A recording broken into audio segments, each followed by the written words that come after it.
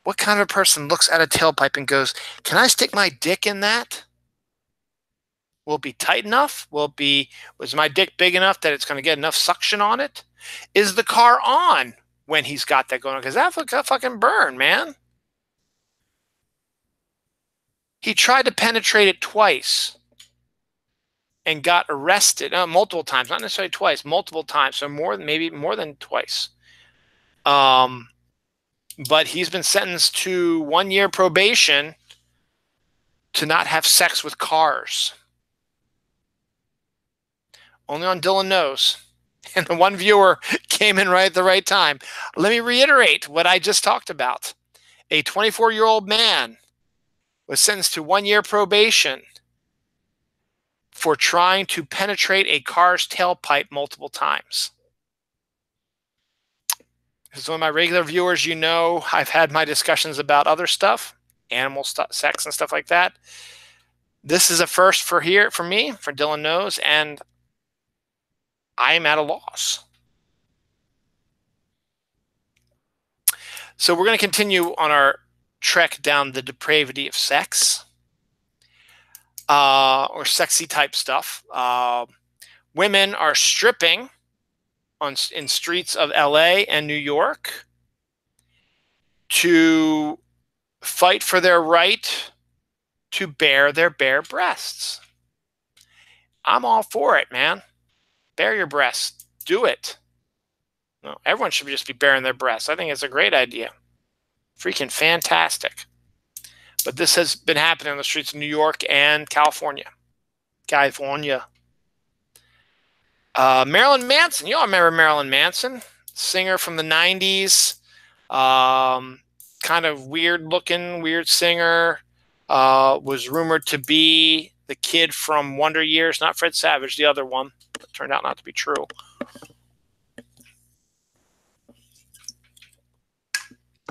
Even appeared in a David Lynch movie, Lost Highway. He's selling a Marilyn Manson branded dildo. Now, I don't know if it is a dildo framed from his nether regions, and that sold my viewer. I was like, okay, I'm done. I ain't talking. I'm not going to watch this show anymore. It's stupid. I don't know if that's going to be based on his genitalia, or he's just putting his name on it and selling it and say, hey, Marilyn Manson all over the dildo, and just think of me when you're having sex.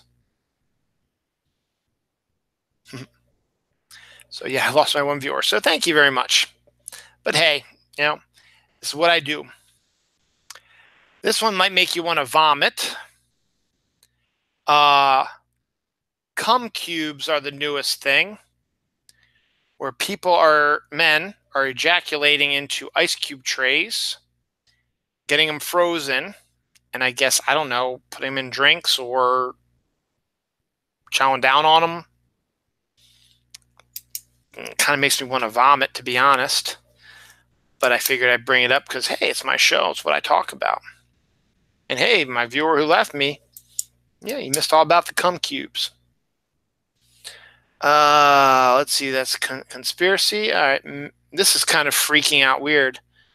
Man was looking to sexually attack and cannibalize young women on the dark web before he was discovered and arrested. Now, who in their right mind would say, I would like a woman to come to my house so I could sexually assault them and then eat them? What woman in their right mind would say, that sounds pretty cool? Thankfully, they got rid of that psychopath. And he has been arrested. So, good on that. All right, let's see. That's all the sex on this page, I think, right? Yep, let's flip to this page. Do I get any sex here? Bop, bop, bop, bop, bop. This isn't really sex, but Bricks have been discovered being made from human urine. Go along with the cum cubes, I guess. I don't understand that because urine is basically just water.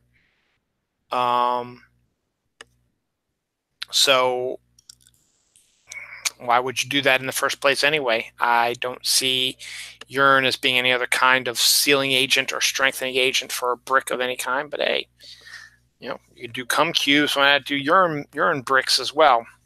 And cum cubes and urine bricks. What I should name this episode. Weird.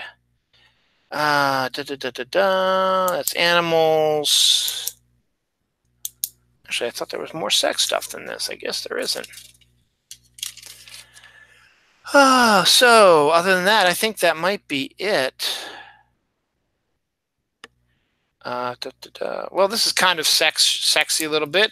Glitter pumpkin butts is the new thing nowadays. People who want, glitter on their butts, their asses, whatever, to make them look like pumpkins and stuff like that. That's the new trend. So if somebody's out there, if you want to get your ass to look like a pumpkin, go for it, man. I think that's it for all the sex stories. So since I talked about urine bricks, this is interesting. This isn't a sex story, but a drunk woman stands up and pees at a urinal at the Dolphins Thursday night game. You ever saw the Full Monty, you'd see a woman doing that anyway. So it can be done. It's kind of messy, but I can't know what that is. But hey, more power to you. I think that is it for sex. Let's do some drugs. Consuming marijuana impairs your ability to learn or make new memories for 24 hours. Now, I guess that's understandable, but to be honest, if you're smoking marijuana or taking marijuana, you just sort of want to disappear into your own world for a little while. So, the thing is, I think most people still remember smoking up, so I don't know exactly how true that is. I don't know, but still, there's that. That's stress. And the other thing I had was this one I couldn't read before. Cannabis capsules could very well be replacing pain medication. Now, that's an interesting topic because medical marijuana has been proven to work. And if you can get cannabis into a tablet form and someone's suffering from pain and you pop that in there and it's supposed to ease your pain like medical marijuana is supposed to, it's a great idea. And it should be definitely examined. Getting back to sex real quick, I just noticed something here. HBO, which is, home box office, a premium channel you have to pay for on cable or DirecTV or whatever, which shows movies, TV shows, stuff like that. They have hired an intimacy coordinator to assist in sex scenes for their shows. So basically, this person comes in and eases people's minds and bodies, I guess, when it comes to them having to film sex scenes. Because if you've ever heard a story about filming sex scenes in movies or TV shows, it's not sexy, it's not romantic. It's like 50 guys, sweaty dudes with a camera and lights on, and you're with somebody who is not necessarily your lover in real life, but is your lover in this movie. And you have to pretend to have sex with them, even though you're not physically penetrating them. So yet you're two actors that, again, who are not dating, who are together and have to pretend to have sex in front of 50 dudes.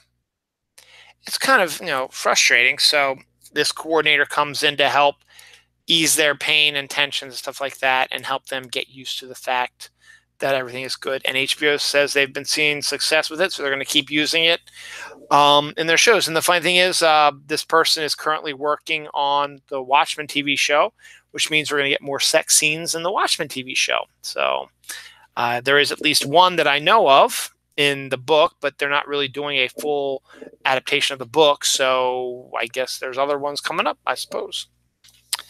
So that's good. I think that's all the sex ones. Let's talk about some animal stuff, because this is actually kind of cool. I like animals.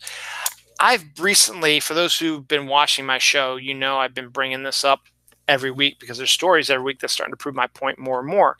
If it's your first time watching the show, never seen the show before, here's a theory of mine that I've postulated, is that I believe that animals are starting to either evolve or learn or figure out ways to start trying to take over the world. And I've done lots of stories of more proof that that's happening. Well, I got a few more for you today. Where are you? Monkeys. Let's start with monkeys, because monkeys are the easiest ones to start with, because they're the ones that are the closest to humans and are the ones that probably are the ones that are able to figure out stuff a lot more. As I talked about a couple weeks ago, baboons are domesticating wolves. There was a monkey that was driving. Now there's monkeys that take pictures. There was a wildlife photographer or whatever, or some sort of regular photographer had set up a camera in this little town in some foreign country, and with monkeys run all over the place, and 4 monkeys are climbing up this tripod, and they're taking pictures and moving stuff. They know where the buttons are. They're moving the zoom lenses and stuff like that. And they're not entirely smart, because after climbing up and down and touching it, taking all kinds of weird pictures, stuff like that, one of them knocked it over and the camera fell and broke. So and then the monkeys ran away. So monkeys are starting to take pictures. So again, more proof that something's going on. This is a really cool story. There's a video, closed caption video, from inside a jewelry store that shows an ant,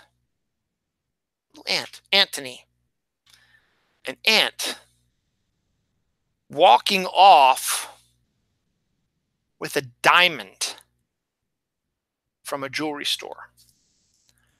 Ant just walks along and says, "Ooh, this is shiny," and grabs it and just keeps walking away with it. More proof they're taking over. Another good story here. A couple good stories here. A cat, typical kitty cat, crashes a fashion show. So is walking the runway with the models, and it starts attacking the models' feet and legs, as cats do. I think that's cute. There is a dog who scams McDonald's customers out of burgers by pretending to be a stray. He's got a family. He lives in a house. He's a good dog, all this stuff. But he goes to his local McDonald's and begs and pleads and gives the doggy look, and people think he's a stray, so they either give him their leftover hamburgers or they buy a hamburger for him and they give it to him to eat, because you can get a $1 menu hamburger real easy. $1's real thing. Hey, let me feed this dog. Boom. But this dog doesn't need your food. He's just scamming you, because they're starting to get smart again. I think that's it for animal stuff. Oh no, this is another one. That's right. I just remember this one too. Y'all know The Lion King. Everybody knows The Lion King. There's a live action version of it coming out soon. Probably next year, actually, to be honest. But one of the scene everybody knows and parodies and stuff like that is near the beginning of the film, where Rafiki, the medicine man baboon, grabs young Simba the lion, who is going to be the new king, is the prince right now, and holds it out to show all the animals of Africa, here's your new king. Well, guess what? nature photographer in the African desert actually got a quick picture of a baboon holding his baby exactly like how Rafiki did. Not necessarily on top of a rock thing in front of all these other animals, but he's then on the ground, but he's literally holding his baby baboon just like Rafiki did in Lion King, held Simba in Lion King. Now, this baboon has never seen Lion King, so he don't know what the heck is going on. He's just something that he does. And it wasn't even for a real long time. The photographer said it was just almost a 1 in a million shot that he was so glad that he got it. But that's just kind of interesting that they do that. And obviously that's something that they do normally, I suppose. Also, a company will pay you to cuddle with cats all day. That's a great job idea. And I think, if you can find it, you should go for it and do it.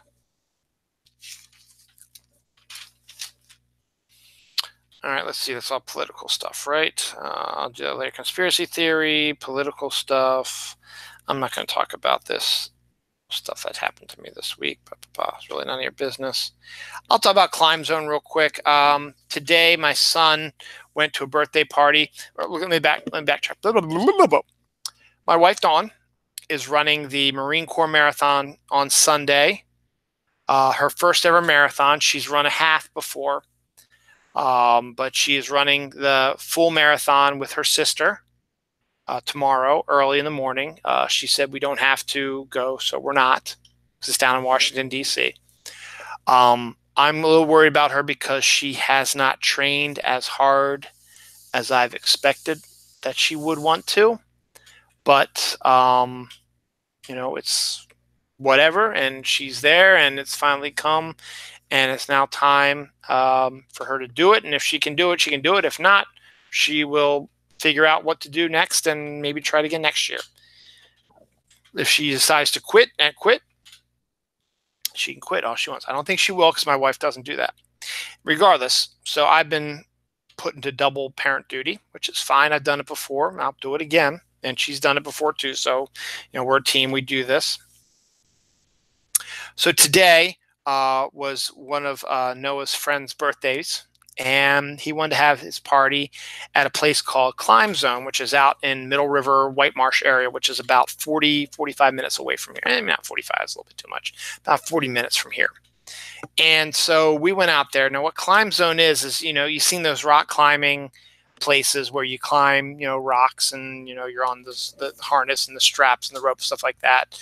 Well, it's basically that, but instead of it just being rock stuff, you've got themed stuff. There's about 30 to 40 different rock climbing things, but they're all different types. There's like keyboards, bookshelves, Statue of Liberty, Jack and the Beanstalk, Rapunzel, a house, netting, and then you got soccer balls and glowy balls and other stuff as well.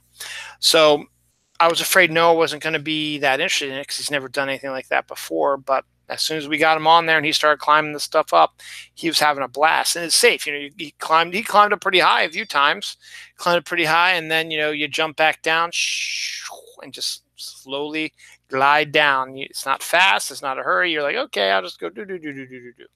So it's very well done, and he wants to go there and do it again. So hooray on that.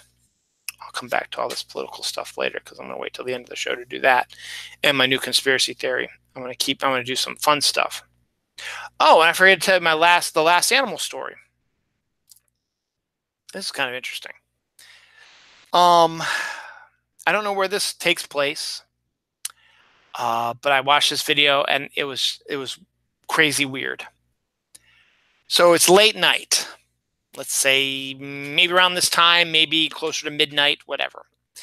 People are still going to be out on the highway, stuff like that. But in this case, there's not that many people on the highway, obviously. So it must be a 1 a.m., 2 a.m. time. Because if you've ever been on the highway around that time, there's really not a lot of cars on the highway around that time.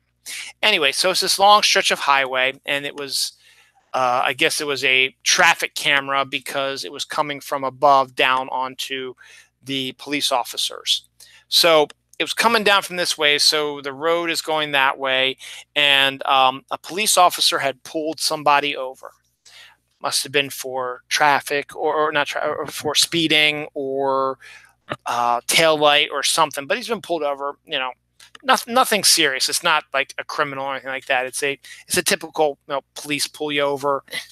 Show us your license and registration. We're going to check, see if there's any warrants on you. If there's any warrants on you, we'll probably let you go with a warning. Anyway, so he's talking to this guy. A police officer gets out of the car and is talking to this guy about stuff. And then he hears something, and he looks in the direction of the road down the ways, which is the car's coming this way. He jumps into the person's car that he had just pulled off. And out of the darkness on this camera is a pack of wolves running across the highway. There's like 10 of them. And they're all just running out of the dark across this highway. And so the police officer freaked out and jumped into this person's car. I just thought it was a funny story, and just more fact that animals are doing crazy stuff and continue to do crazy stuff. If I hit everything on this, I think I might have hit everything on this page now. That was like the last thing, I think. Let me just make sure. Yep. All checked off. All right. So now we're going to go to the last page. We'll come back to this one when we do our anniversary stuff. Ooh, I got a whole lot to do here, so I'll probably be doing this through till 11:30.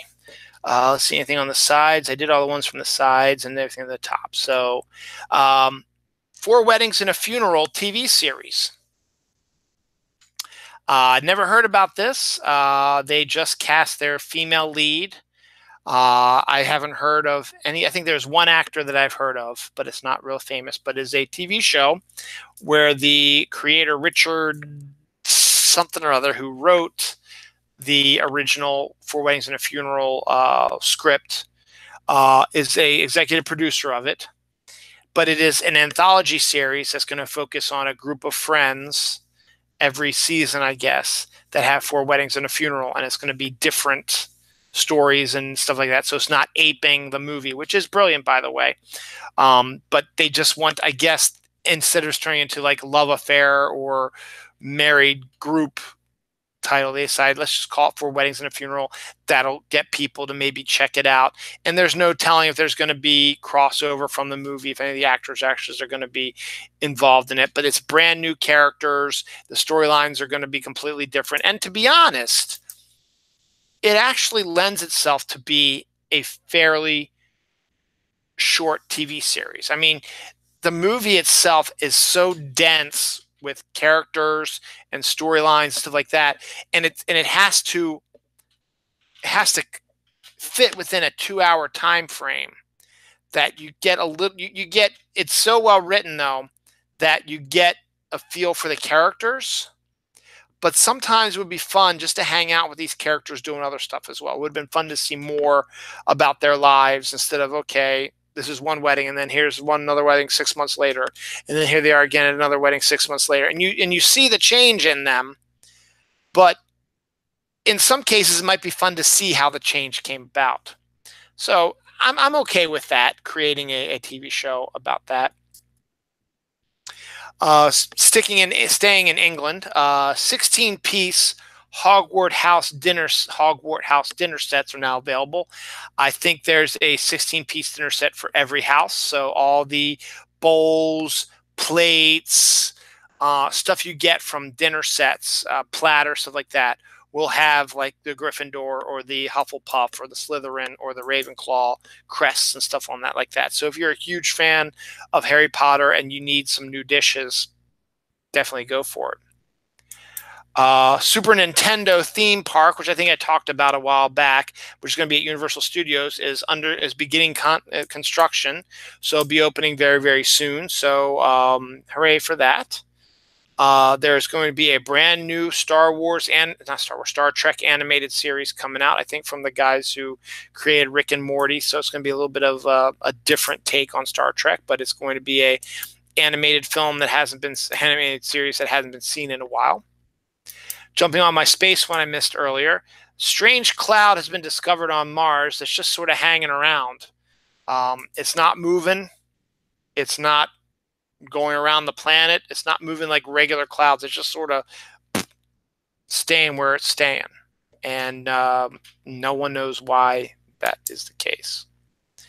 You can now score genes that will stop your farts from stinking. I'm guessing there's some sort of filter or something like that that'll stop the scent, and so it doesn't smell bad when people fart.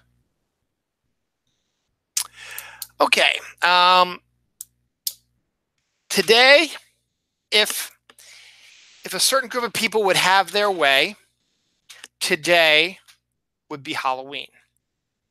Now bear with me. This actually isn't that bad of an idea. It's a petition that's just started to get traction nowadays. It's getting a little bit of a viralness. You might find it on some Facebook, and you might see a couple stories. And eventually, I think it'll, as it keeps getting spread around, it'll get picked up by other people, and you'll start seeing the story all over the place. But there's a petition by a group of people to move Halloween from always being on October 31st to being the last Saturday in October. So logically, I suppose, oh, excuse me, speaking of farts, I wish I had those genes that would stop it from stinking. Woo! Logically, October 31st would be Halloween every once in a while if it fell on that Saturday. But this is what their petition is. Let's move Halloween to the last Saturday in October, much like other holidays we have, where what is a good one? I was just thinking about this. Memorial Day is always the last Monday in May. Labor Day is always the first Monday in September. Stuff like that. In this case, it would be the last Saturday in October. So it wouldn't always be the 31st. Could be the 30th, could be the 25th, could be the 27th, could be the 23rd, whatever that Saturday is that it falls upon. That last Saturday of October would be Halloween, like today, the 27th of October. Now, their reasoning for it is, first of all, it's on a weekend. It's on the beginning of the weekend. It's on a Saturday. So there is no need to rush your trick-or-treating. You can take your time because you're going to still have tomorrow off, Sunday off. It'll give you more of an opportunity to have parties or go trick-or-treating and then go to a party, because people will be able to stay up later and not have to worry about being tired to go into work or school the next day. They also say, instead of it just being about trick-or-treating, you could have a fall festival, like, as I said, a lot of people would be. If it was a nice day, there's a lot of places here in Maryland which would have been having trick-or-treat or fall festival type of stuff, pumpkin carving stuff like that, if it was a good day. It wasn't a good day today. And, you're gonna hit that anyway, because, what if it's going to rain? What if it rains on Halloween? It's not supposed to this year, but it has done so before. So it doesn't really matter. So that sort of makes sense. So it's something that goes on. You can celebrate it all day. You can do trick-or-treat anytime you want during the day. You don't have to, you can stay out later. You can do it earlier if you want, and then go to a party or whatever. No need to have to go to bed early. And it's convenient.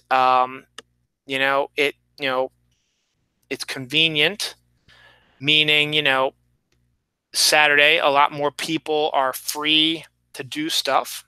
Sort of similar with an idea that they should move Election Day to a Saturday, not on a Tuesday, because, you don't have to worry about schools closing, or, in this case of Halloween, like today, this year's on a Wednesday, kids go to school and then they get off of school. They might have after school activities. And then by the time they get back, it's 5:30, 6 o'clock. They got to get their costumes on real quick. Boom, go trick-or-treating, come back home, do homework if they haven't done their homework yet, go to bed, and then they go to school the next day. It's kind of going to be kind of rough. And it can be, but it's kind of a neat idea. But at the same time, it's like, but Halloween is October 31st. And I'm sort of torn because at the same time, I think it's a good idea to maybe put it on a Saturday because you can get a lot more traction out of it. But it would just diminish the fact of that I like Halloween being on October 31st, and that's just me. So we'll see. We'll see how see what that does. Stress could lead to brain shrinkage and memory loss before 50. I have a lot of memory loss. I have a lot of stress. I guess that kind of makes sense. Covered wagon cabins are now available for your staying pleasure outside of Yosemite. So if you want to live, if you want to have a cabin that looks like a covered wagon, I mean, literally, it looks like a covered wagon, so it's not very big. You can do it. I guess there are people who want to do that.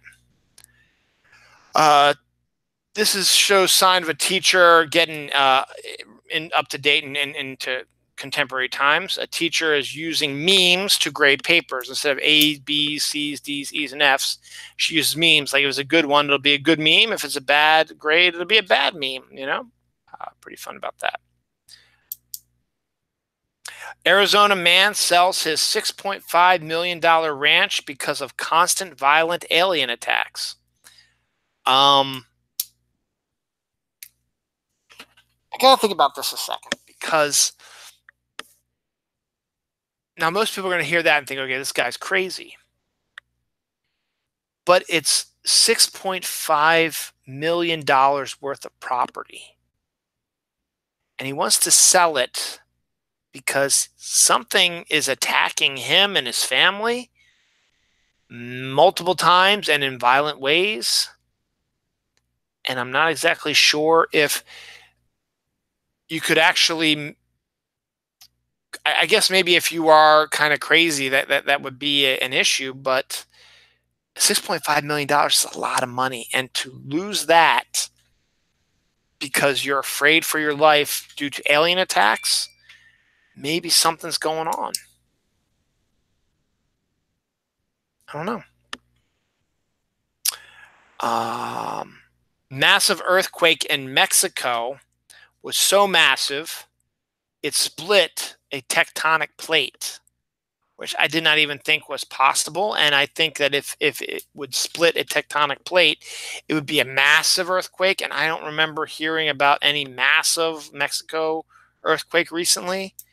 But the fact that it's true, and it split a tectonic plate, which is just absolutely insane. For 20 years now, a group of French people have been building a castle using only medieval methods to build their castle.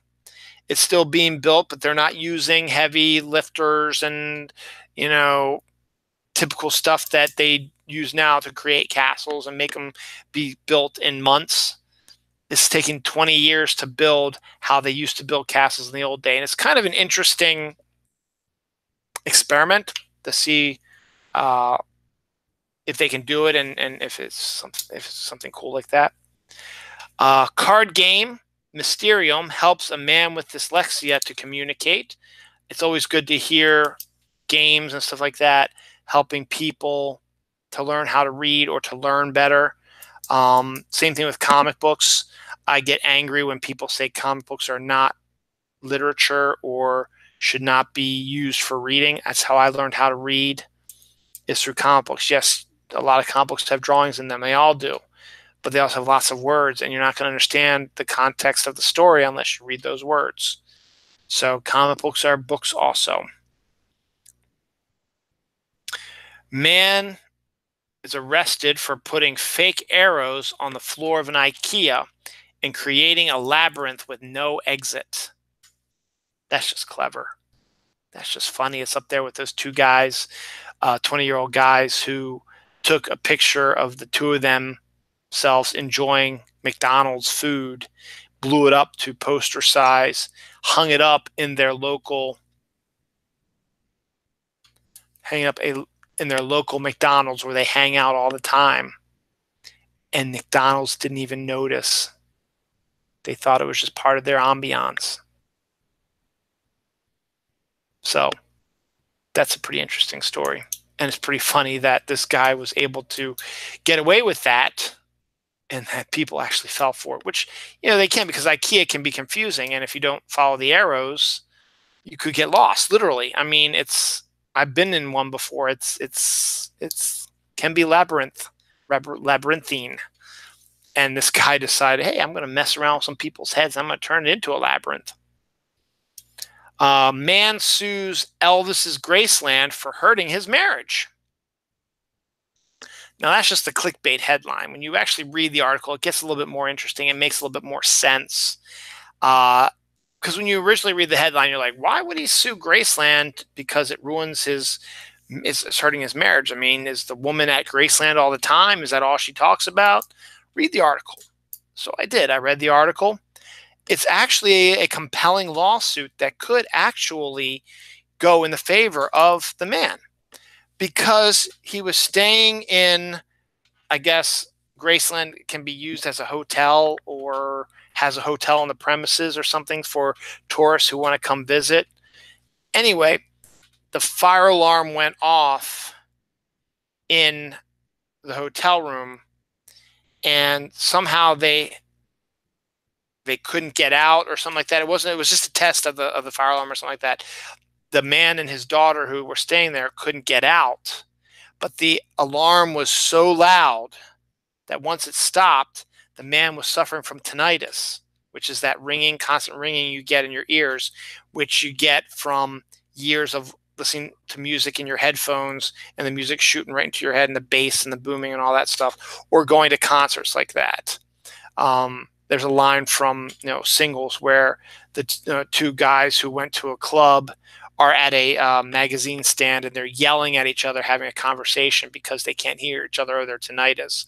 And the guy's like, why are you guys yelling? And it's like, sorry, tinnitus, can't hear anything. And then he's like, you kids will all be deaf by the time you're 40. So he goes home. He still has the ringing constantly in his ears. He's taking a medication which makes him irritable, worn out, tired. He has no energy or no drive to do anything that he used to do with his wife for fun, and that is hurting his marriage. It's an interesting thing, and I don't know if the case will actually go in his direction, but it's a very good possibility. It's not out of the realm of impossibility.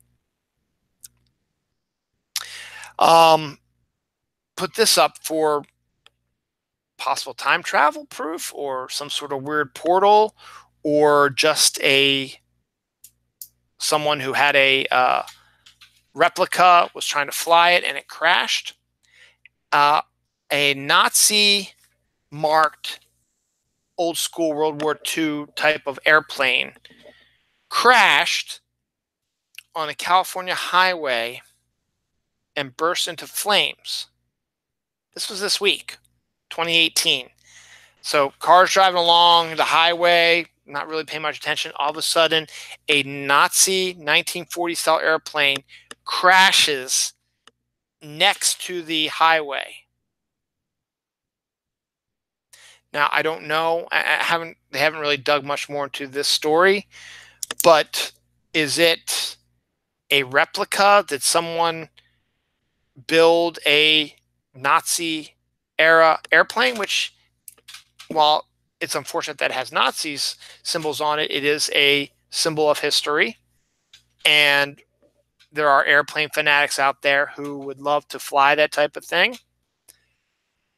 Or is it proof that maybe there's some sort of portal or time travel aspect that is actually going on, and this is an actual 1940s airplane? Now, I don't know if there's any deaths, anybody was flying the plane, if they found anybody dead or alive in the wreck, or if anybody is taking credit for, yeah, this is a model I made and I was testing it out, or was it a remote control one? But this is a full-size airplane, so I don't know if it was remote controlled. But it was a Nazi symboled airplane that blew up on the side of a California highway. And it's kind of weird. I think I'll get down to the nitty-gritty now.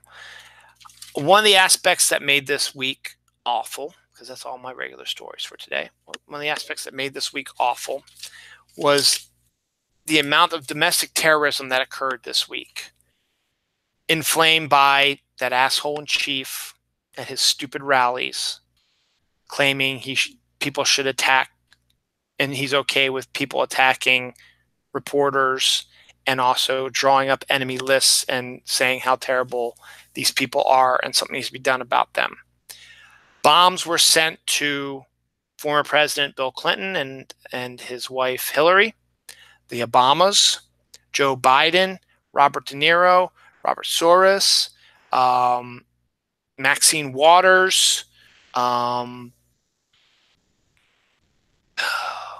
a whole bunch of, there's about 12 total. These pipe bombs were delivered, CNN, were delivered to these locations that have been referred to as the enemy of the people by the Fuhrer in chief at his stupid Nazi rallies, which has inflamed this person to try to get in the good graces of the Fuhrer by killing his enemies. And the Fuhrer is not really blaming him or anything like that, and this guy is not being charged with terrorism, which is what it was. What if these bombs actually went off and were not crudely made? What if all these people were killed? That would be the absolute worst political assassinations of our time.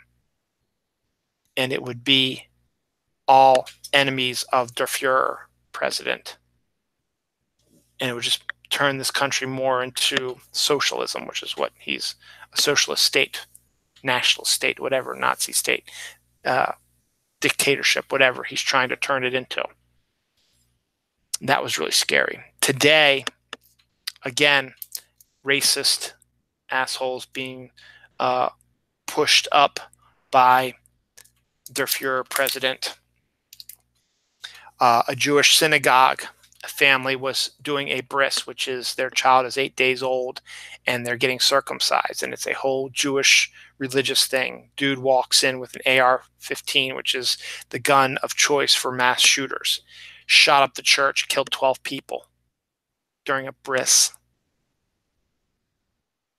screaming, death to the Jews and stuff like that. Again, der Fuhrer hates the Jewish people as well and pushes them to, says stuff that these people get radicalized out and think they're doing a good thing. They're not doing a good thing. It's domestic terrorism. And again, I talked about this last week. Nothing will be done about this. Nothing will happen to der Fuhrer and his rhetoric. And if we don't win the election next week, I don't even want to know what's going to happen after that. But the reason why I bring all this up, and this is the final story of the day before I get to the holidays and anniversaries. I forgot. Hold on a second. Before I get to there, the lanternfly, dangerous invasive butterfly species, has been spotted in Maryland. It goes after grapes, hops, apples, peaches, oak, and pine, which is not a good thing, which means that these guys are going to start eating us out of potential financial growth in Maryland for farm products and stuff like that. So I just literally saw that article. I was like, ooh. Also, sticking to the racist stuff before I get to my conspiracy theory, the most recent, I've added a new story, a new segment to my show, which I shouldn't have to because it's awful, but police being called on you for being black. In today's episode, a black guy who created an urban garden was gardening the garden that he created, pulling the weeds, taking care of it, watering it, stuff like that. He got three white women in the area called the police on him for gardening a garden that he created. Again, stupid racist bullshit, and nothing is going to be done to those women for filing a false report and for creating racism. Again, der Fuhrer pushing racism and nationalism at his Nazi rallies directly caused these issues. And nothing will be done about it. Something needs to be done about it. Anyway, here's my new conspiracy theory, which is similar to what I had just been discussing. So obviously the bombing guy was discovered obviously to be a MAGA guy. His van covered in pictures of, Der Fuhrer and all of his cohorts, and the enemies with gun sights on them, like pictures of Hillary Clinton and Obama with gun sights on them, stuff like that. Was seen at many of these rallies that Der Fuhrer has, and became sort of a mini celebrity at these different ones. People are like, hey, it's that guy from that thing. Yep. And so it's continuing there. And then also, whenever somebody speaks against Der Fuhrer and his stupid stuff, see, as I talked about in my last week's episode, being invisible, no one's going to do that to me, which is fine. I don't want that issue to happen to me. But it does happen to people that speak out against him on Twitter and Facebook or in the news. They get death threats from morons thinking they're big tough guys saying, we're going to kill you and your family. You don't shut up about the president. We're going to kill you. We're going to rape you. We're going to do all this stuff. They're trying to instill fear in you. But again, it's one of the things that if you were doing it face to face, they would be too cowardly to do it face to face. So they used a phone or they used a computer to do these threats because it makes them feel big and strong, because they are weaselly little impotent piece of shit. But I have a new theory about them.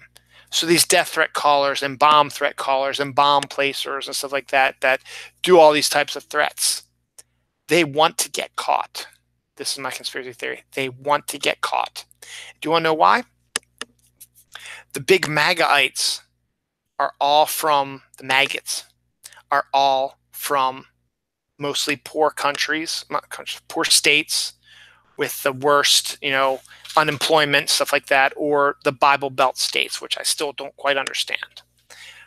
But regardless, so they're poor, they are uneducated, and being the supporter of Der Fuhrer president makes them feel like big men, because Der Fuhrer president is emboldening them to say stuff that they're scared. The reason why they think all this stuff is happening to them is they don't blame themselves. They try to find other reasons to blame people. But my point is, so they want to get caught so they can live off of the government. Now, if you ever talk to these people, they are the ones who are against welfare and against, the government helping in any way, against health care paid for by the government. They're against all that. Because it's what the Republican Party believes, that you shouldn't have any handouts. And they want to continue to be seen as Republicans. But the thing is, they need those handouts because they're unemployable. They're uneducated. They're idiots and morons and don't know anything about anything, and are poor and weak and hate everything, and are blaming everything else except themselves.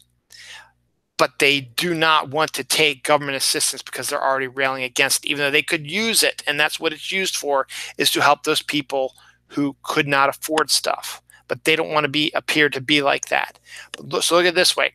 They give out these death threats. They lay bombs they know aren't going to work. And they lead enough trail to them that they are going to get busted. They get taken to prison. It might only be for a few years, but it's for a few years. They get free room and board.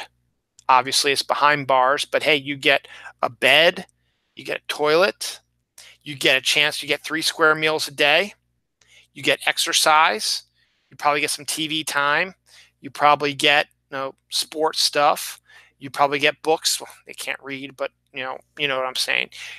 And you know what? A lot of them are also closeted gay homosexuals, and they wouldn't mind, maybe getting raped every once in a while in their jail cells, which is, all kinds of fears that we have.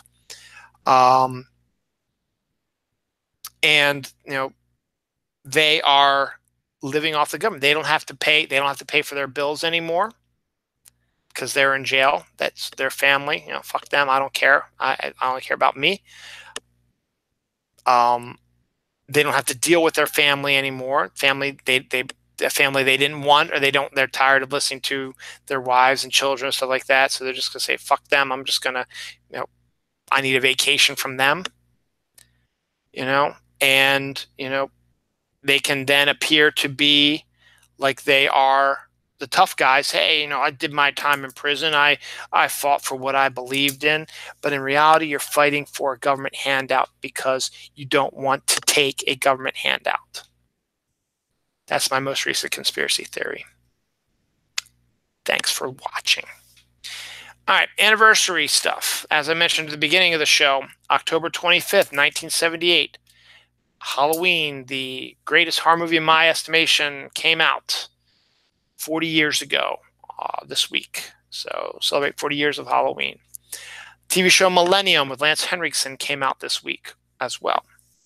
Charlie Brown's It's the Great Pumpkin Charlie Brown cartoon debuted 52 years ago this week. In 1984, The Terminator premiered this week. That brought Arnold Schwarzenegger into prominence and made James Cameron a household name. 47 years ago, the horror serials were introduced. Frankenberry, Count Chocula, Boo Berry. I always loved Frankenberry and was always looking forward to the Halloween season. I could always get Frankenberry and eat it. 24 years ago, the underrated and ahead of its time cartoon Gargoyles came out. The Wiz also came out 40 years ago this week. That's the African-American version of The Wizard of Oz with Diana Ross and Michael Jackson and some other big actors, black actors I can't remember off the top of my head. 1984 saw the release of Super Mario Bros. 3 video game. In 1982, Rambo First Blood premiered this week as well. And that's it for the premieres. And just make sure I'm not missing anything else. I think I got everything I needed.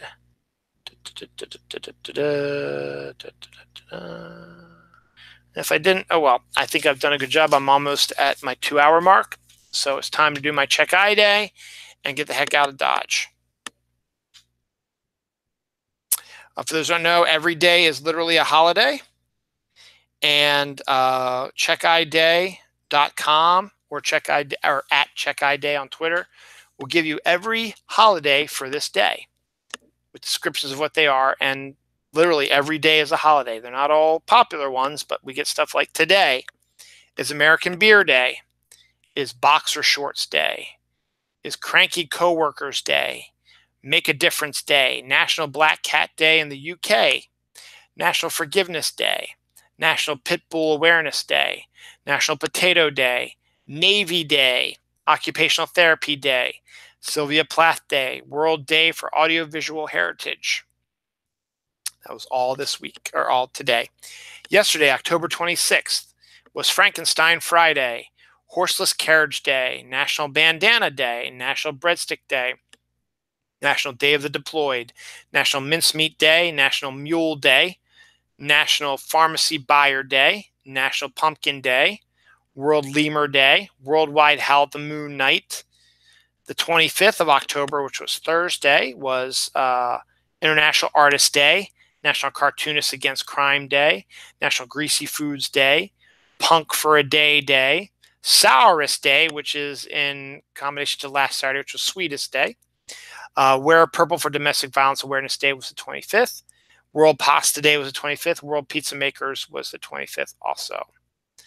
And then we're going to skip to tomorrow, the 28th, or today if you're watching it on Sunday.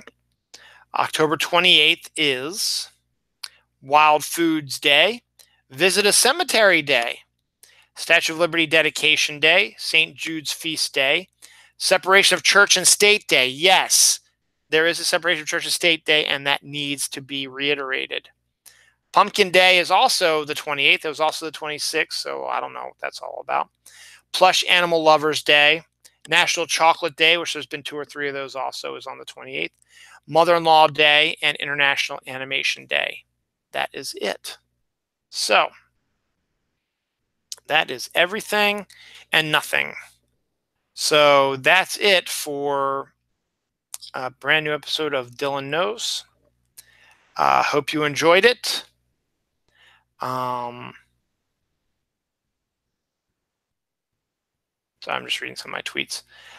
Thank you all for watching.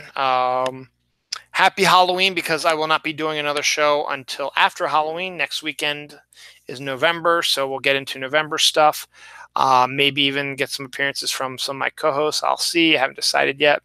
And you know, just getting closer to Christmas now. But we can't overlook Thanksgiving. Thanksgiving has always been one of my favorite holidays. I did a whole show about Thanksgiving a while back. Definitely check it out on my YouTube playlist page. Go to my YouTube page, subscribe. Go to my playlist, find my Dylan Knows playlist, and just scan through that. You might find one. It was a couple years ago. I don't remember when it was, but you should see it pretty good. So definitely enjoy your weekend. Enjoy your Halloween. Happy Halloween to everybody out there. Woo! And have fun. And I will see you next week after Halloween. That's it for Halloween 2018.